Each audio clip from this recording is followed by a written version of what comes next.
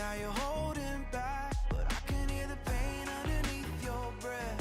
I can feel the shame running through your head. I just wanna stop it. I just wanna stop. Deepu's ব্লগে সবাইকে স্বাগত। আশা করছি আপনারা সবাই ভালো আছেন, আমিও খুব ভালো আছি।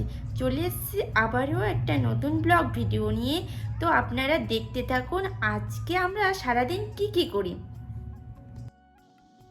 সকালবেলায় আমার বর বাইরে থেকে খাবার নিয়ে চলে এসছে। দেখতে পাচ্ছেন এখানে কি সুন্দর সুন্দর খাবার রেডি করে রেখেছেন। এখানে আছে বড়া, ইডলি, চাটনি আর সাম্বার। প্রথম আমি এসব খাওয়ার খেতে অভ্যস্ত ছিলাম না, কিন্তু এখন বেশ ভালোই লাগে। প্রথমে এসেই তো আমি একদম এসব খেতে পারিনি, কিন্তু এখন খেতে খেতে অভ্যেস হয়ে গেছে। তো সবার প্রথমে আমাদের ব্রেকফাস্টটা এইভাবেই শুরু হলো। আর আজকে আমাদের হবে চিকেন। সেই কারণে আমার হাজব্যান্ড এখানে পেঁয়াজগুলো কেটে নিচ্ছে। আসলে পেঁয়াজ কাটতে আমার একটু প্রবলেম আছে, চোখে জল চলে আসে।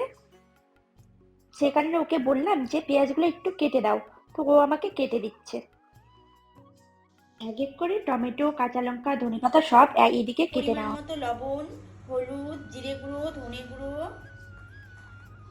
দেওয়া হয়েছে, ওটাতে মাখা হয়ে গেছে। এখন আমি এটা দিলাম কাশ্মীরি লঙ্কা গুঁড়ো, এটা দিয়ে ভালো করে ম্যারিনেশন করব।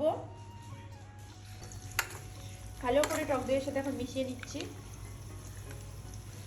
এটা হচ্ছে দেশি চিকেন। আমি দেশি চিকেন ছাড়া অন্য কোনো মাংস খাই না, সেই কারণে আমাদের বাড়িতে হলে মানে এখানে হলে দেশি চিকেনই হয়। আর দেশি চিকেন সবসময় আবার পাওয়া যায় না, এটাকে আবার অর্ডার দিয়ে রাখতে হয়। যেদিন নিব তার আগের দিন অর্ডার দিয়ে রাখতে হয়। ওরা পারলে নিয়ে আসে, আর যদি না পারে তাহলে নিয়ে আসে না। দেখুন কত বড় বড় লেগ পিসটা রেখেছে, আমি আবার এরকম পছন্দ করি না। কড়াইয়ে তেল দিয়ে সবার প্রথমে আমি হলুদ আর একটু লবণ দিয়ে আলুটাকে লাল লাল করে ভালো করে ভেজে নেব। আমার আলু ভাজা হয়ে গেছে, এখন আমি তুলে নেব। ওই তেলের মধ্যে কয়েকটা রসুন বড় বড় করে দিয়ে দেবো। এই রসুনটাকেও আমি এখন ভেজে নেব। জানেন তো, মাংসতে আলু আর এরকম বড় বড় করে গোটা রসুন খেতে আমার খুবই ভালো লাগে। কড়াইয়ে আরো একটু সর্ষের তেল ভালো মতো দিয়ে দিয়েছি। এরপর তেল গরম হওয়ার পর আমি তেজপাতা দিয়ে দিলাম, ফোড়নে দিলাম জিরা, আর এখানে দিলাম গোটা গরম মশলা, স্টার ফুড, আর দিলাম জাবিত্রী। তারপরে সঙ্গে সঙ্গে আমি পেঁয়াজটা দিয়ে দিয়েছি। পেঁয়াজটাকে এখন আমি লাল লাল করে ভালো মতো করে ভেজে নেব। তারপর দিয়ে দিলাম কাঁচা লঙ্কা। কাঁচা লঙ্কাটা দেওয়ার পর এটাকে দুটোকে ভালো মতো করে ভাজবো লাল করে। মাংস ছিল 1 কিলোর ওপরে, সেই কারণে আমার হাজবেন্ড বলছে কড়াইটা ছোট হবে, সেই কারণে আমি এটাতে বসালাম। এখানে সবার প্রথমে তেল দিয়ে দিয়েছি। তেলটা গরম হয়ে গিয়েই যে মশলাটা আমি কড়াইয়ের মধ্যে ভেজেছিলাম সেই মশলাটা এখানে দিয়ে দিলাম। দেওয়ার পর এটাকেও এখন এখানে ভালো মতো করে কষিয়ে নেব। দেখুন পেঁয়াজটা কি সুন্দর লাল লাল করে ভাজা হয়ে গেছে। এই পর্যায়ে এখন আমি একটু টমেটো কুচি দিয়ে দেবো। এখন আমি এখানে আদা রসুনের পেস্ট দিয়ে দিচ্ছি। আদা রসুনের পেস্ট দেওয়ার পর দিয়ে দিলাম কাশ্মীরি লঙ্কার গুঁড়ো। তারপরে দিয়ে দিলাম আমি জিরে পাউডার, ধনে পাউডার, সব পরিমাণ মতো করে অল্প অল্প করে দেওয়া হয়েছে, কারণ আমি ম্যারিনেশন করার সময় সবগুলোতে একটু করে দিয়েছিলাম। তারপর আমি দিয়ে দিলাম পরিমাণ মতো নুন। মাংসতে ম্যারিনেশন করার সময় কিন্তু লবণটা দেওয়া হয়েছিল, সেই পর্যায়ে আমি পরিমাণ বুঝে লবণটা দেব। তারপর সবগুলোকে আমি একসাথে ভালো মতো করে মিশিয়ে নিচ্ছি। দেখুন মশলাটা থেকে কি সুন্দর তেল বেরিয়ে এসছে। এই পর্যায়ে আমি ম্যারিনেশন করে যে মাংসটা রেখেছিলাম সেটা আমি এখন দিয়ে দেব। মাংসটার সাথে মশলাগুলো ভালো মতো করে মিশিয়ে নিব। মাংসটাকে দেওয়ার পর আমি কিন্তু একদম জল দেইনি, দেখুন কি সুন্দর জল বেরিয়েছে। এটাতেই আমি এখন আস্তে আস্তে করে সিদ্ধ করব। এটা হচ্ছে আমি টক দই যে দিয়েছিলাম সেই টক দইয়ের জলটা। কিছুক্ষণের জন্য মাংসটাকে ঢাকা চাপা দিয়ে দেব যাতে একটু সেদ্ধ হয়। এখানে আমি মাংসর সাথে খাওয়ার জন্য বাসমতি রাইস বসিয়ে দিয়েছি। ঢাকনা খুলে দেখছি মাংসটা থেকে অনেকটাই রসটা যে ছিল সেটা টেনে নিয়েছে।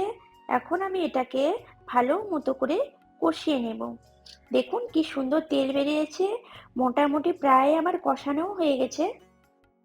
আমরা দুজনেই কষানো মাংস খেতে খুবই পছন্দ করি, সেই কারণে কয়েকটা মাংস আমরা উঠিয়ে নিচ্ছি খাবো বলে।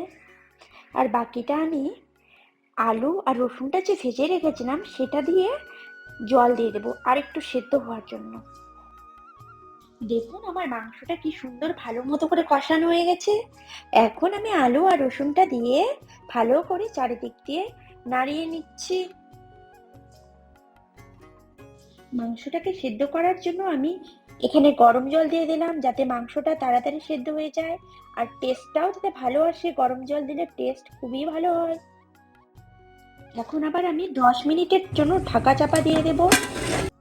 10 মিনিট পর ঢাকা উঠে দেখছি অনেকটাই মাংসটা সেদ্ধ হয়ে এসছে। এই পর্যায়ে আমি মাংস রান্নার যে মিট মশলা, এটা আমি এখন এই পর্যায়ে দিয়ে দিলাম। এখন আমি ওপর থেকে ধনেপাতা আর গরম মশলা দিয়ে দিয়েছি। ভালো করে চারিদিকটা নাড়িয়ে দিচ্ছি সুন্দরভাবে। রান্না প্রায় আমার শেষের দিকে। রেসিপিটা ভালো লাগলে আপনারাও একদিন বাড়িতে এইভাবে রান্না করে দেখবেন। পাতলা ঝোল দেশি চিকেনের খুবই ভালো লাগে খেতে, খুবই ভালো। আমার হাজবেন্ডের তো খুবই প্রিয় আর আমারও। এখন আমি ভাত সার্ভ করে নিচ্ছি এখানে।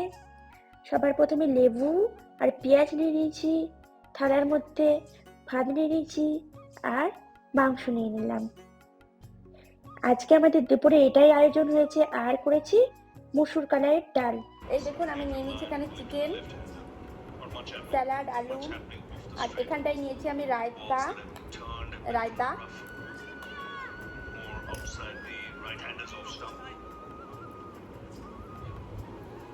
এখন আমি খাবো।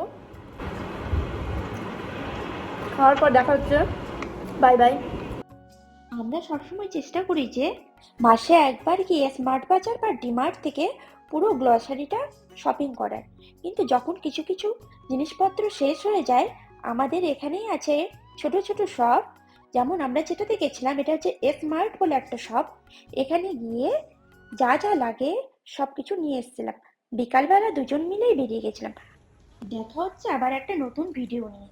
ভিডিওটা ভালো লাগলে লাইক, শেয়ার, কমেন্ট, সাবস্ক্রাইব করে দেবেন আর আমার পাশে থাকবেন। Thank you.